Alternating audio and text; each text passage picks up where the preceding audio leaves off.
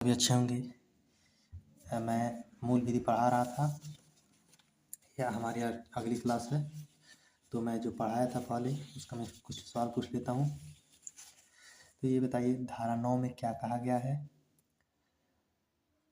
धारा 9 हो गया, धारा 8B हो गया, धारा 8A हो गया।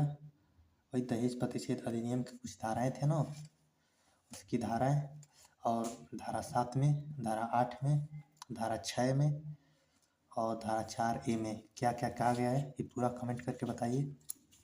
और इस चैनल को सब्सक्राइब कीजिए, दोस्तों के साथ शेयर कीजिए। और मैं आज ज़्यादा कुछ नहीं पढ़ाऊँगा, इसमें जो पुराना पढ़ाया हूँ उसी का मैं रिवीजन कराऊँगा, और थोड़ा बहुत क्वेश्चन जो होगा उसमें जो बचा होगा मैं वो कराऊँगा। तो सबसे पहले मैं दहेज प्रतिषेध अधिनियम कब आया था? 1961 में। ये कितनी बार संशोधन हो चुका है? 2 बार संशोधन किया जा चुका है। दहेज प्रतिषेध अधिनियम का 2 बार संशोधन किया जा चुका है, एक 1984 में और एक 1986 में। 20 अक्टूबर 1985 जो 1984 में संशोधन हुआ, वो 2 अक्टूबर 1985 से लागू हुआ। सामान की लिस्ट का प्रावधान है इसमें। सामान की लिस्ट जो बताया था मैं, दहेज में जो सामान लिया जाता है उसकी लिस्ट बनानी होगी, तो वही सामान की लिस्ट का प्रावधान है इसमें।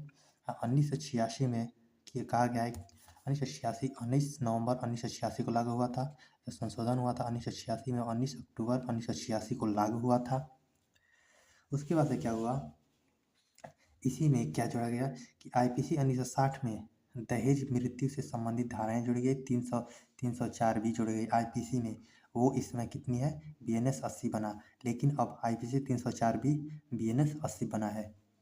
वही जो दहेज मृत्यु से संबंधित जो धाराएं हैं 304 से जुड़ी गई IPC की धारा में, IPC 1880 में जो लागू हुआ है IPC, उसमें IPC में जो धारा 304B जोड़ी गई थी उसी के स्थान पर इस समय BNS 80 बना है।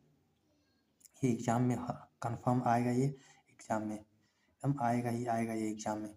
महिला के विवाह के 7 वर्ष के अंतर अप्राकृतिक कारणों से मृत्यु होती है तो यह धारा लागू होती है। यानी कब, जब महिला के विवाह के 7 वर्ष के अंदर अप्राकृतिक कारणों से, जैसे जहर खाने से, फांसी लगाने से, या किसी अन्य कारण से होता है, जैसे मान हार्ट अटैक आने से उस वैसे होगा, या प्राकृतिक मृत्यु वैसे उस पर लागू नहीं होगा। जैसे अप्राकृतिक मृत्यु होती है, जैसे फांसी लगाने, जहर खाने इत्यादि से जो होती है ना, उसमें ये धारा लागू होती है 7 वर्ष से अंदर। दंड का क्या प्रावधान है? 7 वर्ष तक का जेल है, उम्र कैद की 7 वर्ष से उम्र कैद तक की सजा इसमें दी जा सकती है। 7 वर्ष से उम्र कैद तक की सजा दी जा सकती है। धारा IPC धारा 498A, ये BNS की धारा 85 है, ये BNS की धारा 85 है। IPC की धारा जो 498A है वो BNS की धारा 85 में बनी है। इसमें क्या है कि पति या पति के नातेदारों, जैसे घर परिवार के भौतिक माता पिता द्वारा महिला के ऊपर क्रूरता किया जाता है, महिला से क्रूरता किया जाता है, उसके लिए दंड है। दंड क्या है कि 3 वर्ष का कारावास और प्लस जुर्माना। उसमें दंड क्या है कि पति या पति के नातेदारों द्वारा महिला से क्रूरता, दंड में क्या है 3 वर्ष तक के कारावास प्लस जुर्माना। IPC 398A क्या है, आपराधिक संशोधन अधिनियम 1983 में जोड़ी गई थी। ये कब जोड़ी गई थी? आपराधिक संशोधन अधिनियम 1983 में जोड़ी गई थी। ये 1983 में जोड़ी गई थी और ये 25 नवंबर 1983 को लागू हुआ था। ये 25 नवंबर 1983 को लागू हुआ था। इस पे एक केस भी पढ़ लेते हैं, इसमें केस भी आ सकता है।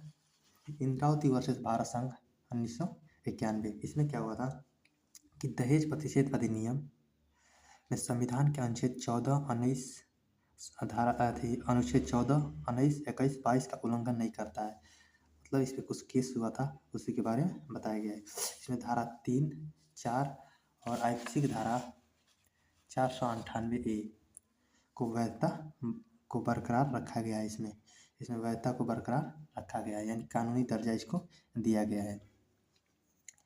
तो अब मिलते हैं कल, और आप लोग इसे दोहरा लीजिएगा। हो सकता है अब जल्दी मैं इस पर क्वेश्चन लेके आ सकता हूँ। तो आप लोग मिलते हैं कल। Thank you so much.